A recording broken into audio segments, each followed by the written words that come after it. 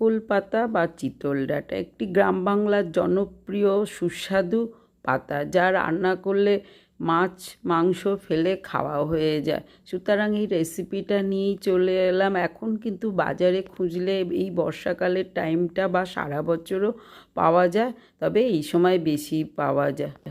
তবে বনে জঙ্গলে হওয়ার জন্য এই পাতাগুলো বেশ কেটে ধুয়ে ভালো করে গরম জলে ফুটিয়ে নেওয়া উচিত। আমি তো বাজার থেকে কিনে নিয়ে এসেছি কচি কচি পাতা, একদম পরিষ্কার, তবুও গরম জলে কুচিয়ে ধুয়ে নেওয়া অবশ্যই। আর এর বেশ সুস্বাদু টেস্টি হওয়ার জন্য তরিয়ে তরিয়ে বেশ গরম ভাতের সঙ্গে দারুণ খেতে লাগে।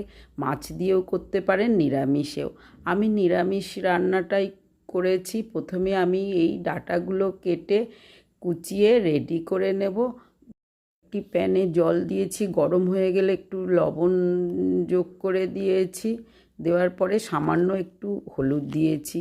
বলেছি এখন কোথা থেকে পাতাগুলো আসে আপনি তো জানেন না। ভালো করে ধুয়ে নেওয়ার পরে এই গরম জলে বেশ একটু ফুটিয়ে নিন, তাহলে একটু জার্মস থাকলেও বেরিয়ে যায়। আর গলা চুলকাবার যদি মনে হয় সেক্ষেত্রেও সেটা আর থাকে না, সম্ভব না।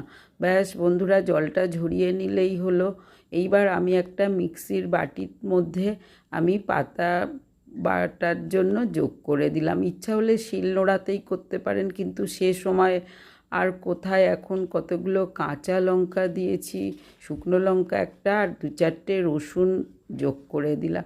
এইবার মিক্সিতে একটু ঘুরিয়ে নিলেই হয়ে গেল।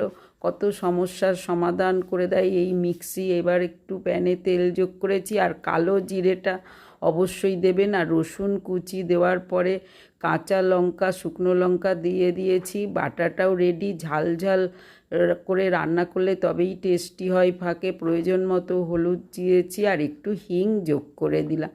এতেই সেরা স্বাদের স্মেল আসবে। ইচ্ছা হলে আপনারা দিতে পারেন কিন্তু 2-4টে চিনির দানা। তেজপাতাটা যোগ করে মশলাটা একটু নাড়িয়ে চাড়িয়ে নিয়ে নিলাম। এইবার আমি বেটে নেওয়া পাতাটা যোগ করে দিচ্ছি।